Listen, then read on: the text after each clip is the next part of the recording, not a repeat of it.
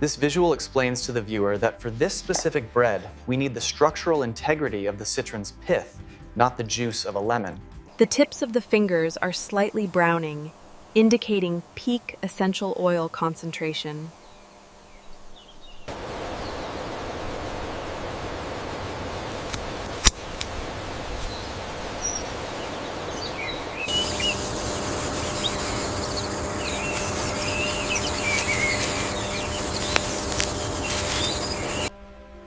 The cushioning process is critical. The fragility of these fingers means any break oxidizes the essential oils too.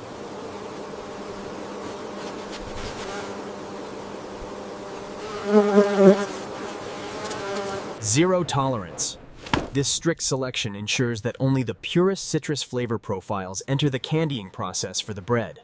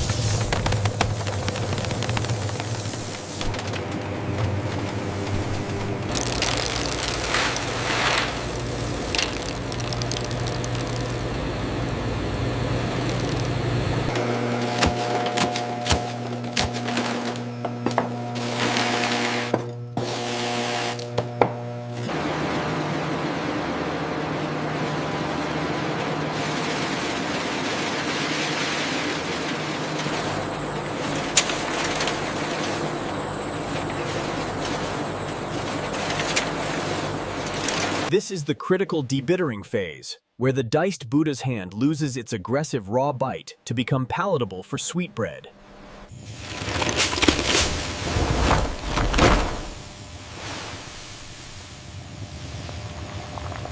This saline solution helps draw out the bitter naringin compounds from the thick albedo without destroying the structural integrity of the cube.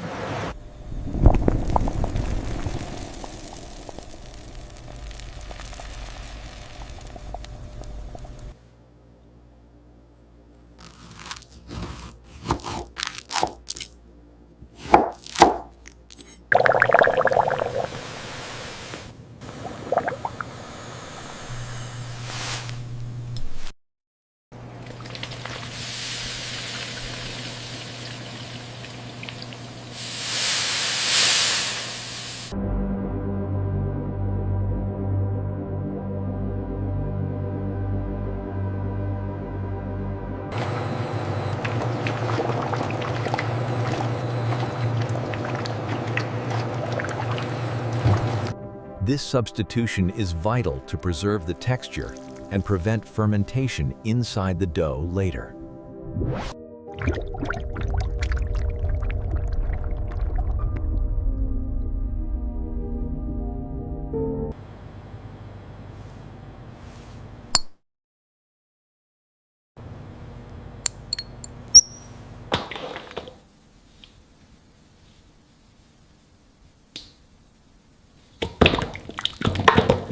Split serene comparison of the stepping method. Day 1, thin syrup, watery. Day 4, medium syrup. Day 6.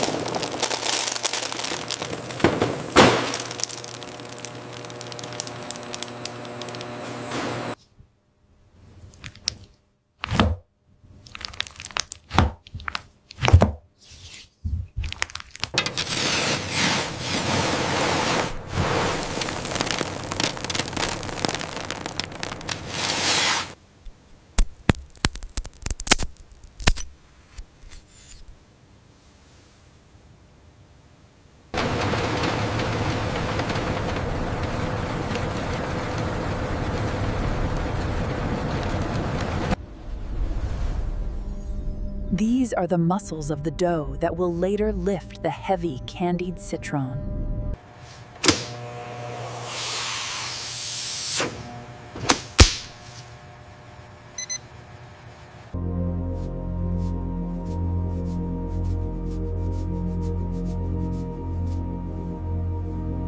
Propelled by air pressure, the flour rushes through these transparent tubes like a white liquid, aerating it in the process to help the yeast breathe.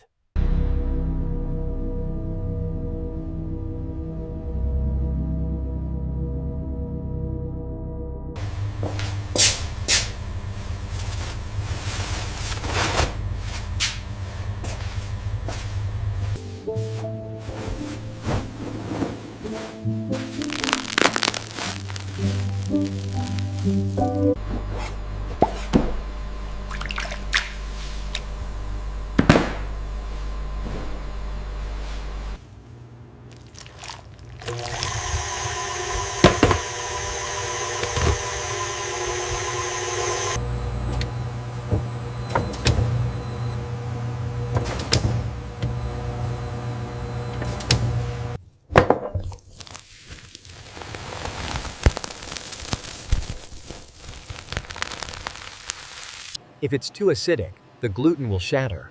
Too basic, and mold risks appear. Perfection is mandatory.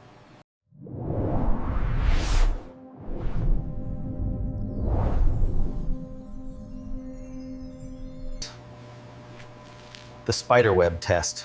The baker pulls the ripe starter apart. It stretches endlessly.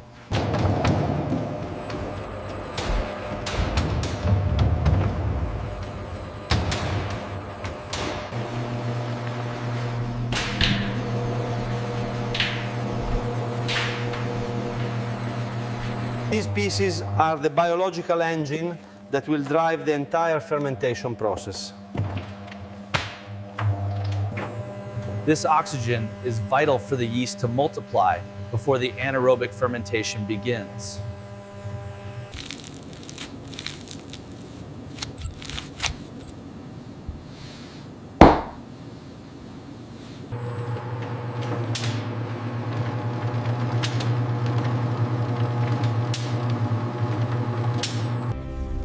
Extreme close-up of the gluten strands. The camera zooms in to Michael on a stretching piece of dough. It expands into a paper-thin, translucent membrane without tearing. We can see the light shining through it.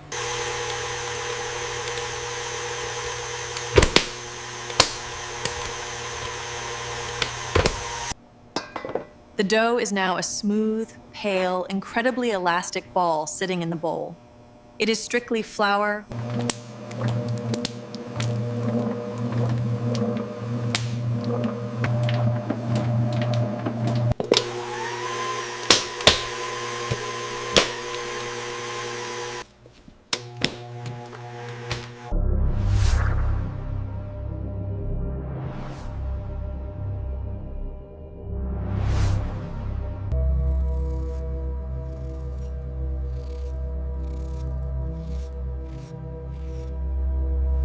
Over 30 minutes of mixing, the dough changes texture dramatically.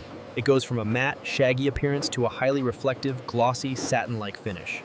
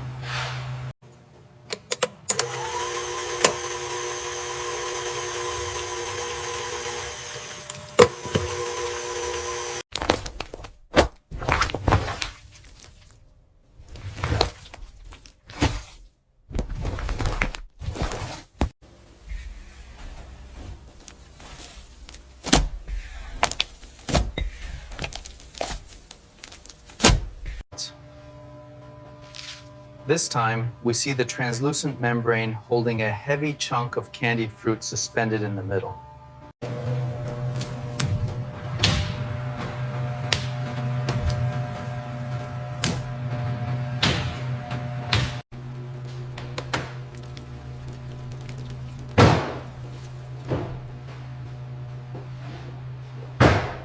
The dough is now a finished system: yeast, fat, sugar, and fruit, ready for the long rest that will develop its complex flavor.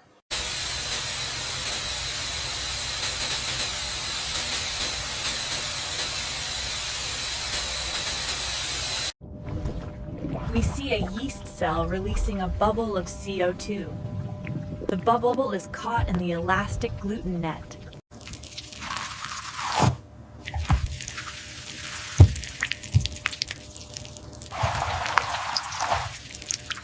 This jiggle indicates that the dough is aerated and light, despite the heavy butter content. This slight acidity is crucial. It strengthens the gluten further and preserves the bread naturally, giving it a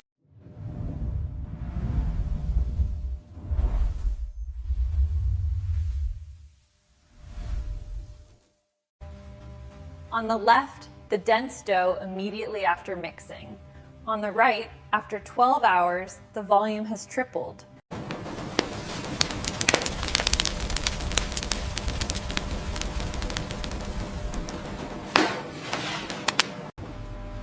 The massive fermented dough slides out slowly in one piece.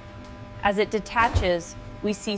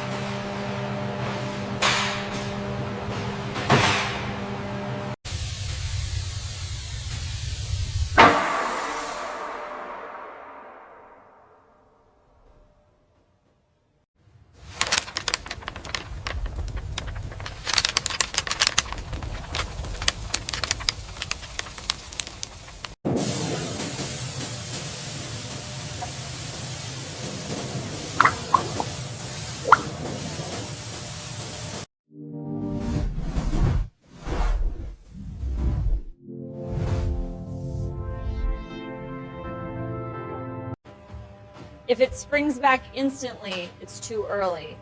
If it stays collapsed, it's overproofed. This slow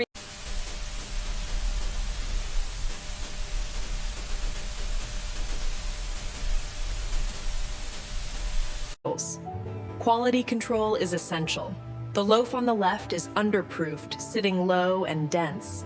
The center is perfect.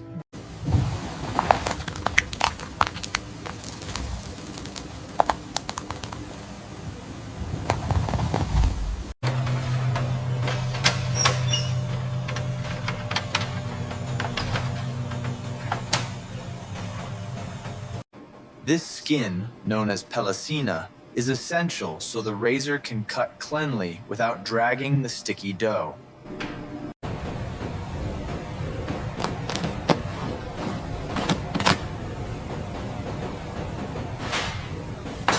The butter anointing. A square pat of cold butter is placed into the center of the cross. The 4 flaps are then folded back over the butter.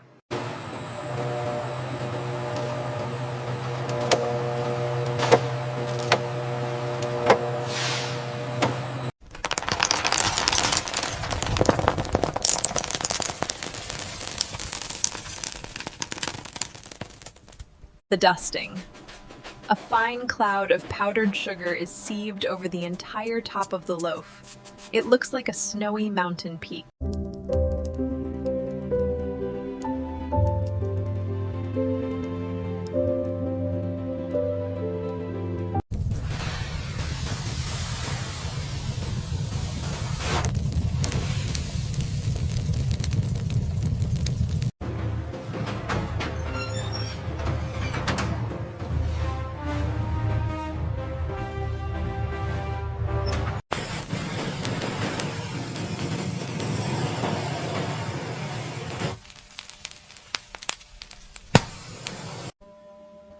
The starch granules absorb the moisture and explode. This turns the liquid dough into a solid, spongy structure.